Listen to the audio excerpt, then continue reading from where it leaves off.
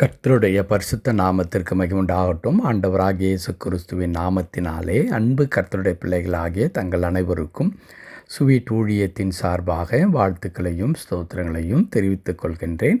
அப்போஸ்தலனாகிய பவுல் கொரிந்தியருக்கு எழுதின 2ஆம் நிருபம் 5ஆம் அதிகாரம் 17வது வசனம். 2 கொரிந்தியர் 5ஆம் அதிகாரம் வசனம் 17.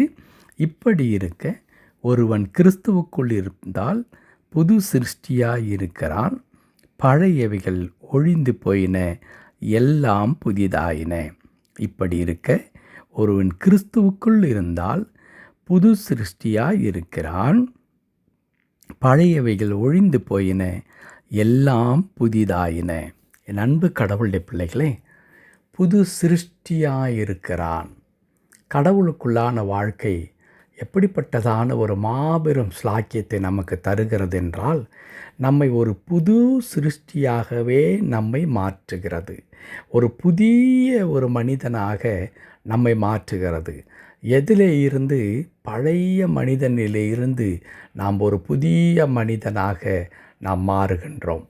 நம்மிடத்தில் இருந்த பழைய எந்த விதமான காரியங்களும் அகன்று ஒரு புதிய சிருஷ்டியாக நாம் உருவாக்கப்பட்டு கடவுளுக்குரிய பிள்ளைகளாய் அல்லது கடவுளால் உருவாக்கப்பட்ட பிள்ளைகளாக இந்த உலகத்தில் நாம் வாழுகின்றோம். என் அன்பு கடவுளுடைய பிள்ளைகளே, ஒருவேளை ஒரு மண்பாண்டத்தை வணைந்து கொண்டிருக்கிறதான ஒரு மனிதர் தன் கரத்தில் இருக்கிறதான அந்த மண்ணை கொண்டு அவர் ஒரு அழகான பாத்திரத்தை அவர் உருவாக்கி கொண்டு வருவார். அது கையில் இருக்கும் பொழுது ஒரு சாதாரண மண்ணாகத்தான் அது இருக்கும். ஆனால் கொஞ்ச நேரம் அந்த பாத்திரத்தை வணைகிற அந்த மனிதரிடத்தில் அந்த மண் இருக்கும் பொழுது அதை அழகாக அவர் பண்படுத்தி அதை மிகவும் நேர்த்தியாக அவர் வளைந்து கொண்டு வரும் பொழுது பார்ப்பதற்கு மிகவும் அழகானதாக மாத்திரமல்ல, பயனுள்ளதான ஒரு பாத்திரம் அங்கே உருவாக்கப்படுகிறதை நாம் கவனித்திருப்போம். அதே வண்ணமாகத்தான் இங்கே கர்த்தருடைய வார்த்தை சொல்லுகிறது, புது சிருஷ்டியாயிருக்கிறான். புதிய ஒரு அவதாரமாக, புதிய பிறவியாக, புதிதாக உருவாக்கப்பட்ட ஒரு பாத்திரமாக கடவுள் நம்மை மாற்றி நமக்குள்ளாக இருந்ததான அந்த பழைய காரியங்கள் எல்லாவற்றையும் அப்புறப்படுத்தி விடுகிறார். ஒருவேளை நாம் கடவுளுக்குள்ளாக வருவதற்கு முன்பதாக நம்மில் இருந்ததான அது சாபங்களாக இருந்தாலும், பாவங்களாக இருந்தாலும், தோல்விகள் இருந்தாலும், அவமானங்கள், நிந்தைகள் இருந்தாலும், நாம் கடவுளுடைய பிள்ளைகளாக வரும் பொழுது கடவுள் அவை எல்லாவற்றிலிருந்து நமக்கு விடுதலையாக்கி நம்மை ஒரு புதிய ஒரு பாத்திரமாக, அவருக்கு பிரயோஜனமான பாத்திரமாகவும், நாம் மற்றவர்களுக்கு பிரயோஜனமான பாத்திரமாகவும் கடவுள் நம்மை மாற்றுகின்றார். கடவுளுக்கு எப்பொழுதுமே நாம் பிரயோஜனப்புள்ள பாத்திரமாக இருப்போமானால் மனிதர்களுக்கும் நாம் ஆசீர்வாதமான பாத்திரமாக நாம் இருப்போம்.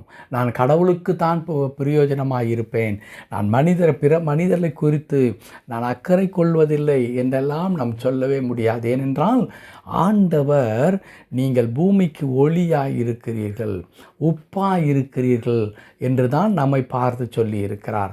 ஸோ கடவுளுடைய பிள்ளைகள் மற்றவர்களுக்கு பிரயோஜனமான, மற்றவர்களுக்கு ஆசீர்வாதமான ஒரு பிள்ளைகளாக ஆண்டவர் மாற்றுகின்றார். இங்கே பவுல் கொரிந்து திருச்சபைக்கு, நீங்கள் கிறிஸ்துவுக்குள் இருந்தால் புதிய சிருஷ்டியாயிருக்கிறீர்கள் என்று சொல்லுவதற்கான காரணம் என்ன?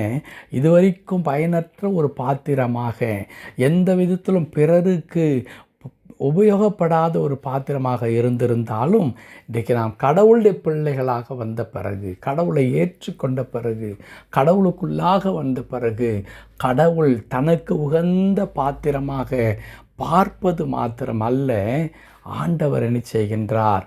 பிறருக்கும் நம்மை ஆசீர்வாதமானவர்களாக மாற்றுகின்றார். ஆம், அன்பு கடவுளுடைய பிள்ளைகளே, நான் யாருக்குமே பிரயோஜனமானவன் அல்ல என்று சொல்லுகிற நிலையை மாற்றி நாம் அநேகருக்கு ஆசீர்வாதமான பாத்திரம். ஆகவே தான் கர்த்தருடைய வார்த்தை சொல்லுகிறது, ஒரு புது சிருஷ்டியாக நீங்கள் இருக்கிறீர்கள் என்று.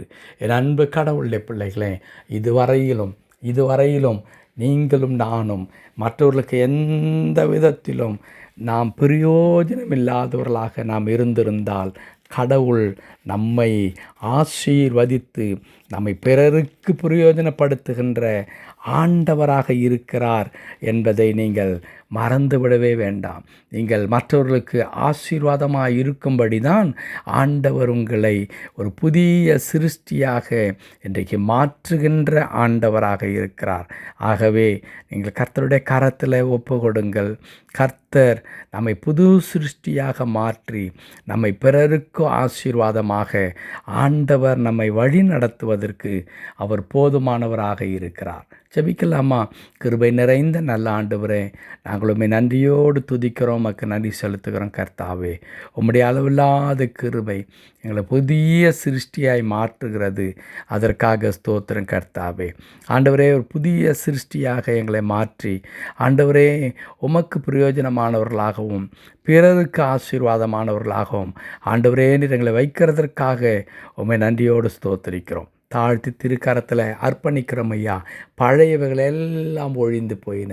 எங்களுக்குள்ளாக இருக்கின்ற எல்லா விதமான கர்த்தாவே பிசாசானவன் கொண்டு வந்த கவலைகள், கண்ணீர்கள், வேதனைகள், பாவங்கள், சாபங்கள், ஆண்டவரே கட்டுகள் எல்லாம் அகன்று போய் எங்களை விடுதலையாக்கி அநேகருக்கு ஆசீர்வாதமான பாத்திரமாக தேவன் தாமே எங்களை எடுத்து தொடர்ந்து பயன்படுத்தும்படியாக ஜெபிக்கிறேன். தாழ்த்தி திருக்கரத்தில் அர்ப்பணிக்கிறோம். எங்களை பொறுப்படுத்திக் கொள்ளும். மீட்பர் நாமத்தில் ஜெபிக்கிறோம் எங்கள் நல்ல பிதாவே. ஆமென், ஆமென்.